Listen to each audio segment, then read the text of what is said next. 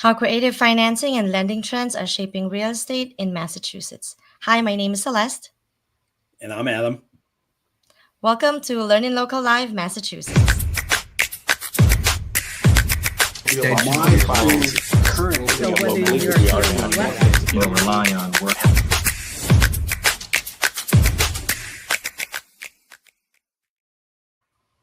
All right. Hi, everyone. Thank you so much for coming in, gracing us again with your presence here in LEARNin Local Live Massachusetts. LEARNin Local Live is about real life entrepreneur show wherein we connect, collaborate, and educate and create opportunities for either new or experienced people in the industry. You want to say something a little bit about it, Adam, as well? Sure, we're coming together to collaborate, like you said, as well as show experience and provide information in the world where it's tough to find information that's valid, and really just to give back from what we've gotten over our course of being an entrepreneur. Perfect, perfect. And today we have a very interesting topic. You know how houses right now are staying in the market for longer, and so creative financing is really something that is being utilized nowadays. Before, people are dismissing it because lending is there, low interest, and so traditional lending is used. It's used now, but right now, creative financing is I've been learning about it a lot, people using it and stuff like that. So I just want to introduce our sponsor for today, HLM Group LLC, and Roger. Take it away. Hi, I'm Roger. I am today's show sponsor. We are your local professional short-term rental hosts and property managers. Perfect, perfect. Thank you for sponsoring this show today. Really appreciate it, and I hope we'll see you every week. Thank you. Yeah, for having me on. I'm really excited for today's episode. Creative financing is a very important topic for a lot of investors I work with as well. Yeah, you're in the anyone short looking term. for a short-term rental or property or wants the manager, go see Roger.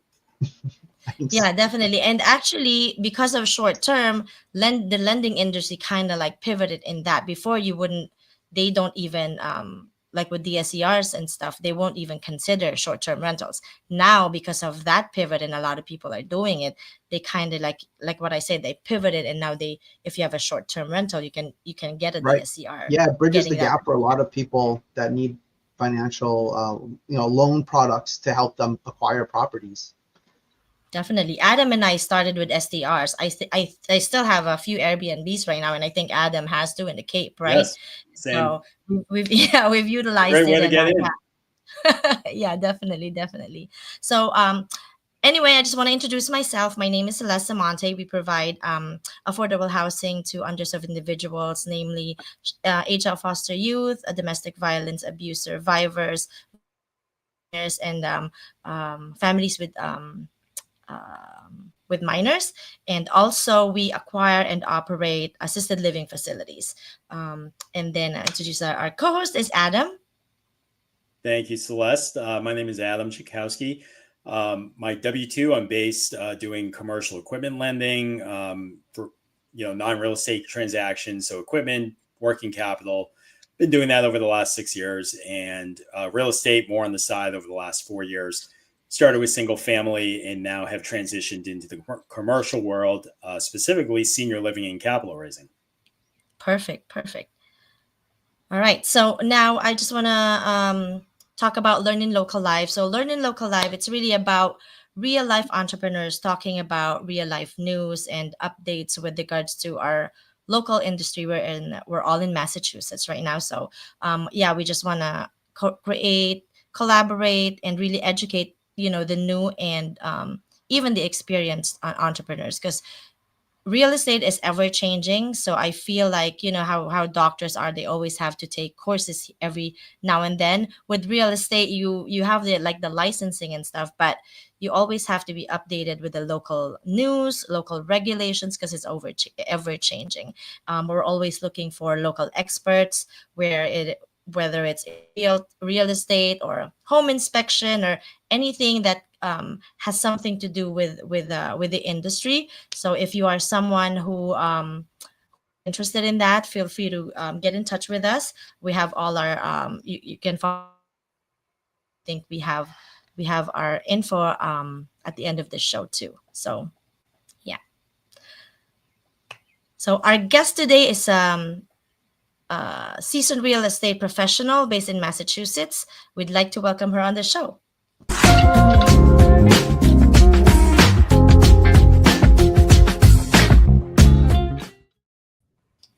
All right. Hi, Karina. Hi, guys. How are you doing? Doing great. Thank you. Welcome. Thank you for gracing our show. So, yeah, so quick 2 minute, 90 seconds introduction. Let us know who you are, what you do, and, how we can collaborate. So I've been a realtor for the last 17 years now in Greater Boston. I started off in Brookline, moved on to another firm in Brookline, and then I joined the cloud-based brokerage back in December 2023. And the main reason why I joined that brokerage is because it's called Real Broker, and it's a very fast-growing brokerage all around the US and Canada. And the reason why I was so excited about finding them was because they are so very pro agent and just the whole model is amazing, but also they are so entrepreneurial and so investment oriented. So I just once I realized what kinds of tools they offered, what kinds of incentives they offered to agents, I thought first of all, how thoughtful, but second of all, also just I felt like I was going to be surrounded by very like-minded agents who are also investors and in turn, really good advisors, of course, for their clients. So I've been pretty happy. And in parallel, I joined Sub2 community, and it's just been like a whole other universe of amazing people who truly are collaborating on learning, on doing business together, partnering around the country. So I'm sure we'll talk about this, but this has been, the last 2 years have been very different than the first 15 years of being a realtor. And I feel like there's so many amazing conversations to be had locally because, we're going to talk about creative finance, I'm sure, but it's just been a subject that apparently has not been truly in the mainstream, even though I think in the maybe like 30, 40 years ago, I think it was actually quite well known, but somehow we phased out of it.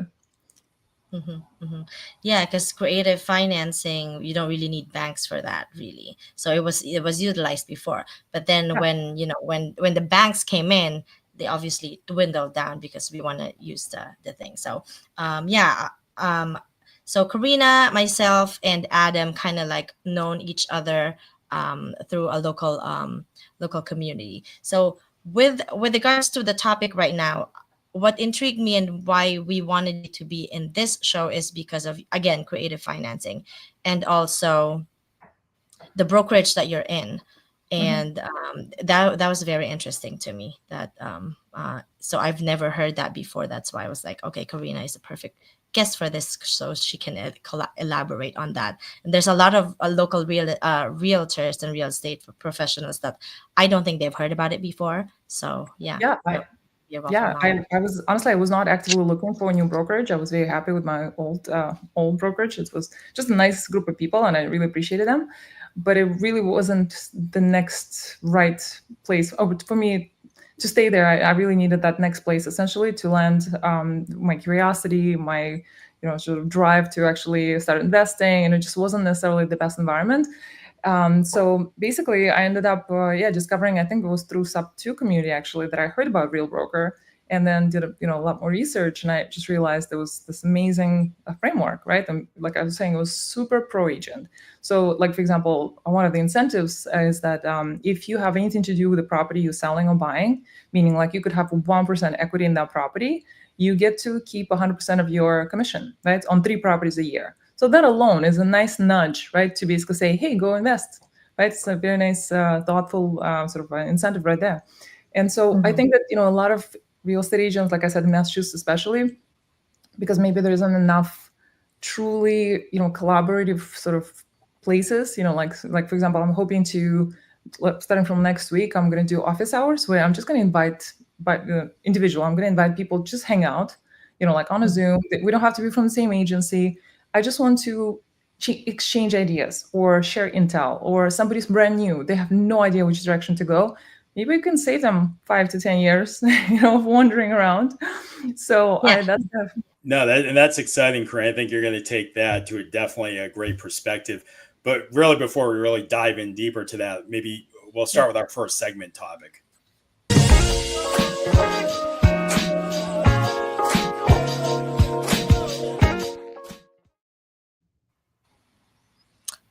All right, guys. So learning local insights. So our topic for today is creative financing, right? So you already dove into that, and that's really interesting because I myself started a Zoom call because you have to create the room that you think is lacking, and so this is why we have Learning Local Live Massachusetts. Because when Yeah. Ruben and I talked before, like last year, it was like, okay, it started with just the demographic, the Asian community, but then we realized that it's not just the Asian community that's lacking. There's other people, especially in Massachusetts, that they don't we can't necessarily find, and so that's why we have this. So And I think what's great about this too is it's just one tool in the tool belt. So I think, Karina, you're going to be able to provide like such a unique perspective because you're both on the realtor side and the investor side, where I think that's a bridge that hasn't really been gapped yet. And there's a lot of space to kind of close on that, because I really feel a lot of investors and realtors could do a lot of good work together, and realtors are leaving a lot of money on the table, not using that as a money resource. So I was just telling Adam before that I don't want to consider it like a deal that fell through, but it kind of like I put it in the back burner. So this is like a creative deal that I was telling the seller and the agent and all that stuff. But how do you go about? Let's say I am your buyer and you have a seller, and I'm presenting a creative deal. So how do you try to educate your seller on how to understand the creative, because again, they're not really in the know of a creative offer. So how do you go about that? How do you tackle that? So honestly, just giving them an illustration, right? Or having like sort of several tracks, parallel tracks, right? So I say, okay, so traditionally you would expect to do XYZ. Here are their probable repercussions, right? For example, there could be tax consequences, there could be just various expectations from a traditional sale, right? Including delivering your home in a perfect condition, or having certain sort of terms met, right? Whereas if you are actually just in MLS, there's a place actually to check off that box, right? To say that you are actually open to self-financing, which nobody ever checks, of course, or very few people check. But if you just even open to that, then it basically creates this whole new audience that you didn't even know existed, right? Because you're just basically working with people who have their pre-approval in hand, and they basically going through the traditional routes. But what if there is an amazing win-win deal where you get more money, right? And you get better tax consequences, and you end up basically making something work. Maybe you don't have to move out on a certain timeline that you were hoping to be a little more flexible on, right? So when we kind of manually walk through, there's no formula, everybody's individual. But I find that to be, you can just tell, how people's eyes go, oh, right? Because there's truly, you have to take the time to walk through, almost like, kind of audit the trail, right? Like, what would that look like? And then they can marinate, right? And then they can come back to me and ask me some questions. But sometimes I know that it's maybe not the right choice for the seller because of XYZ circumstances. I might mention it to them, but I can just see the resistance, and I'm not going to push them, obviously. But they themselves, 2 weeks later or 3 weeks later, might come back to me and say, okay, walk me through that other scenario, right? Because now they're motivated. And I think that's really what's key, is that people feel maybe sometimes overwhelmed with too many options all at once. But perhaps when you have, time passes and they say, okay, well, I'm not meeting my goals here, what are some other options? Then it's really much just better received and it lands. Right. No, and you're right. I mean, especially when, it's a tougher landscape, financing rates right now are up, cost of living is up in Massachusetts. So something's got to give, but you can't just sit on the sidelines, especially as an investor waiting for rates to come down. So you have to find exactly what Celeste said, like creative ways to get into that game. And I think creative financing is a way to do that. And like you said, I think you're providing solutions, to your clients and your sellers, But I think the important thing is, it's one of those topics that it just needs to continue to be educated on. It's one of those things they don't teach us in school. So everyone's always fearful of the unknown or things they don't know of. Yeah. Also, Yeah, what's your depends. take on that? Yeah. Oh, Sorry, sorry. go ahead. Oh, I just was gonna quickly say, it also really just depends on your relationships, right? So I think it's so important when people have, and I don't mean that derogatively, but it's like a lot of times agents will come into the room and say, I'm number one agent in this county or town or city. It could be a good thing, right? It could be an indication of you knowing exactly what to do, you having a big team and really, just knowing what you're doing essentially. But the problem might be that you may not have enough time to actually sit down with somebody to explain things like this, right? So therefore you treat everything as a conveyor belt, right? Speed matters most. And that's just not truly in the best interest of the consumer, seller or buyer. So it's just, I think that as a seller, you might want to find the agent who has actually, like, you get the vibes, right? Like, are they rushing through it, or are they actually sitting down with you to truly explain what's going on and what different options you have, what that means, right? And connect you to maybe somebody who can really give you enough insight. Like maybe it's a tax strategist, right? Maybe it's a CPA with really good insight into investment or saving on, right? Because there's so many scenarios. And so you need a really good real estate friend. That's what I think it boils down to, right? Like make some real estate friends. Roger, with your background in short-term rentals and like kind of what Karina's been saying, I feel like a lot of people got in the boom of the short-term rentals and they just kind of had quick, easy money for a while. And it was that way. But then like as the market cooled down, they realized maybe this isn't for me. Now they want to sell, but they're going to lose money. They just haven't had the loan for long enough. Do you feel in the customers you've had for property managing that this could be a solution for them to have a win-win? So there was definitely a trend of a lot of easy money lending when the comps were showing you that properties were generating so much money through Airbnb. So banks were, willingly, they were more likely to give you those loans. But now that that rush has kind of settled down, the numbers have kind of corrected. Investors are reevaluating all the deals, because things got more expensive, labor got more expensive, and so your startup costs for furnishing a home has increased, and then people just aren't traveling enough. So your numbers, your margins are definitely narrowing down. Mm-hmm. Mm-hmm. So yeah, that's why creative financing, I think, is very in right now.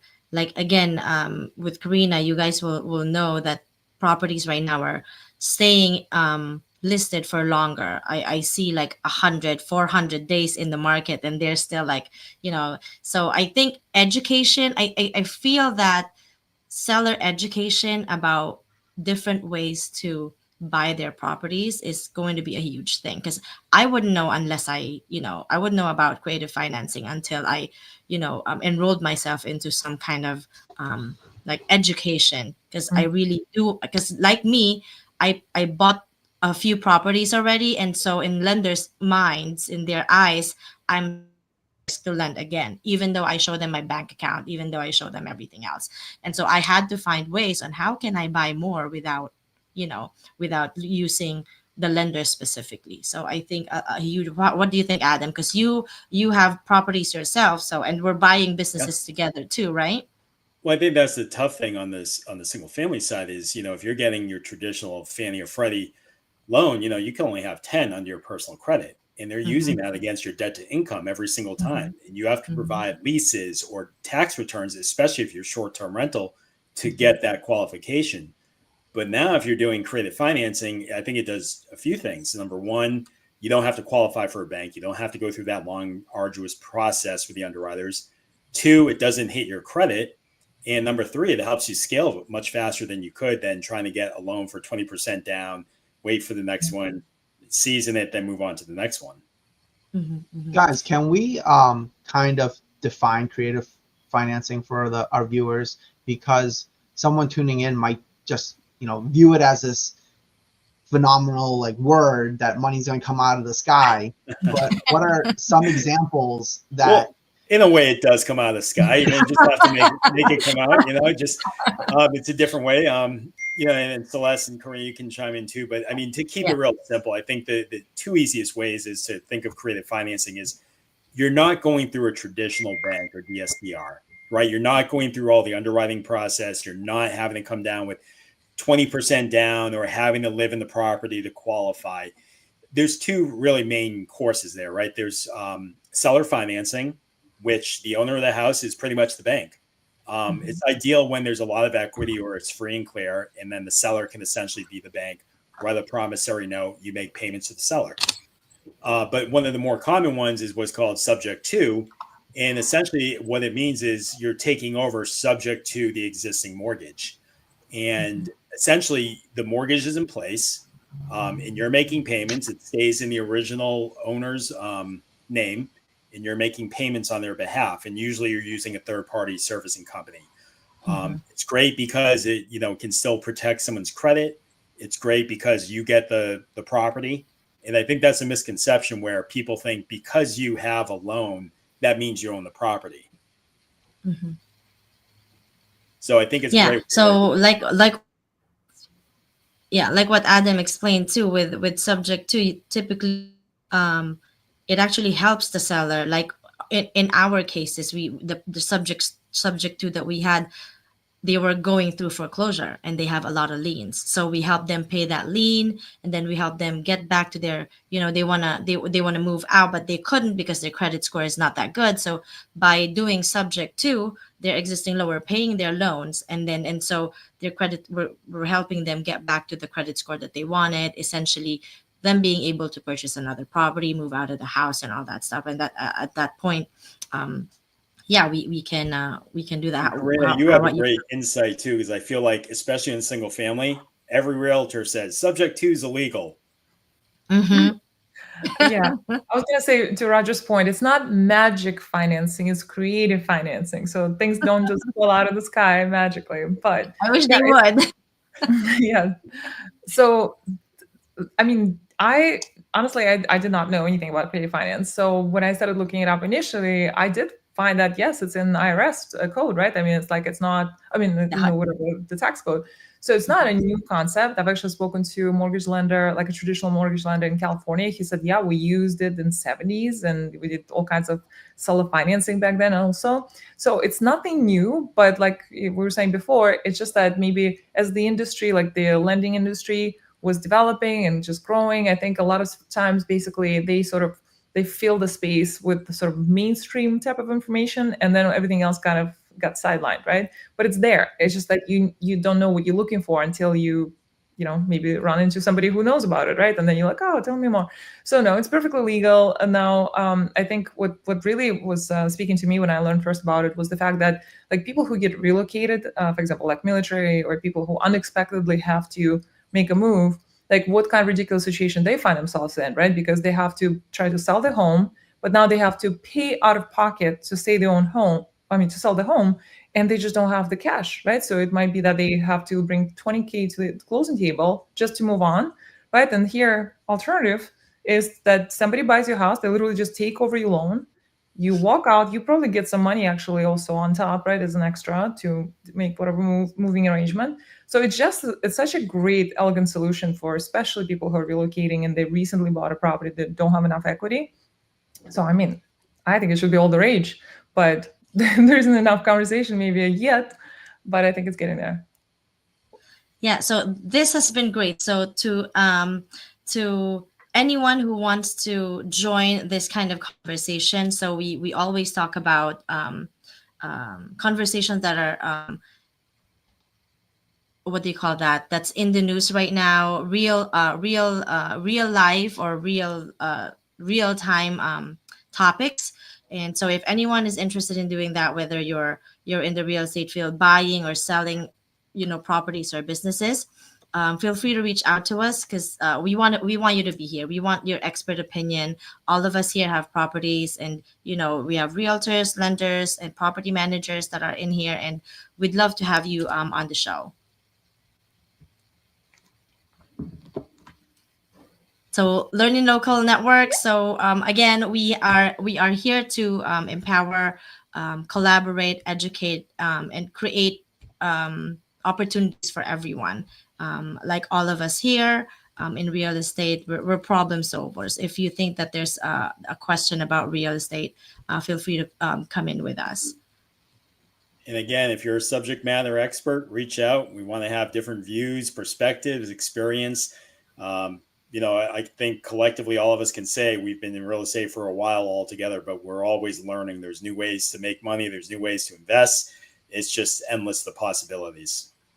Definitely. So in a quick 30 to 40 second, what is your takeaway? Let's start with Roger. Quick takeaways. I think today, we touched upon creative financing. There are, ways for people who don't, or they can't use a traditional 30-year mortgage to buy investment property. So this is a really good topic for someone to, dive deeply into this topic and, reach out to people like us, Karina, Adam, Celeste, and we can point you in the right direction, Definitely. Adam? Yeah, I think if anything, it's one of those things to realize that, it helps when it's a competitive and tough market. It's the adapt or die model, right? Especially in Massachusetts, when we're talking about this, it's tough being an investor, let alone a homeowner, in this state. There's just too many things to circumnavigate. And I think having that tool in the toolbox just makes you that much more of to have an advantage, in this market. Definitely. Thank you for that. Karina? Yeah, I would just suggest that, I have on my link tree, I have a link to Calendly, which is basically it's by category. So if you're a buyer or seller, you can schedule an actual live conversation. I truly believe in doing homework up front. Yes, it's not rocket science. Yes, you can figure it out later, but truly to understand all your options, to chart out your path in terms of, okay, who am I going to be working with? Do I need to reach out to my investment sort of sphere, right, to maybe find something off market for you, right? I want to be able to give you all the different options, right? But to strategize, you really want to have that conversation upfront and then jump into it. So a lot of times I think people wait, to get pre-approved until, they like something, and you don't maybe need to get pre-approved, right? Maybe that's what you find out through that consultation. So just make sure to basically actually have good quality conversations with people and see who they connect you with, so you can truly succeed in your plans. Perfect. So I just want to piggyback on that takeaway, Karina, because that's basically what my takeaway is too. Is if you wanna do something, just do it. If you wanna purchase a property and you don't have the all the resources right now, go and reach out to someone who's already doing it. We've done creative financing, all of us in here. So reach out to us. And if this question that we cannot answer, obviously we'll get you to the right person. So it's who you know. So if you know someone that's already an expert on it, just reach out to them and make it happen. So for our upcoming event, so we do this every Thursday afternoon. So I hope you guys can tune in every Thursday afternoon.